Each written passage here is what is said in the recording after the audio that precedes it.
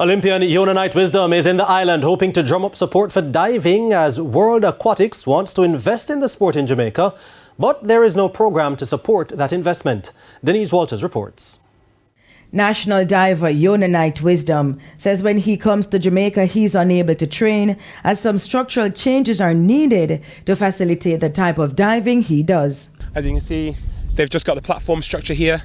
There's no springboards. So when I come here, I can't train because I'm a springboard diver and there's no springboards. Night Wisdom says while it will require a certain level of funding, it's just a few adjustments that need to be made to the structure that's already there. Platform structure could stay as it is. There just needs to be some surface on the platform because it's just concrete at the moment. Normally you have a surface that provides a bit of grip on the boards, so that structure can stay as it is. Then we'll just need like springboards on either side, so you have 3 meters on one side and then 1 meter on the other side. The Pan Am Games silver medalist adds World Aquatics is interested in investing in diving in Jamaica, but there's no program on board to give that developmental aid to. I had a meeting with the president of World Aquatics when I was at the World Championships in Japan, and what we got from the meeting was that he wants to see more development in all aquatic sports in Jamaica.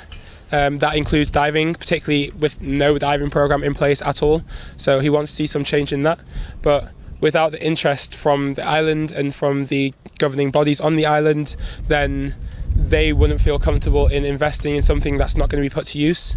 So they would want to, one, be involved in the process of developing the structures necessary for the springboards, but they would want to see some accountability and see, full use of a facility if it is going to be put in place. Night Wisdom, who hosted a 1-week diving camp in Jamaica, says a fully funded program can be up and running, but will need a supporting cast.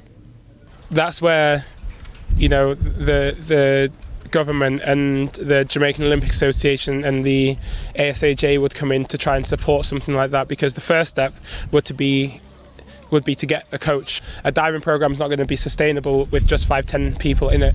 It needs more. So the first step would be, I think, to try and get a coach who would want to come here in Jamaica and run a program. The second step would be to improve the facilities. Denise Walters for TVJ Sports.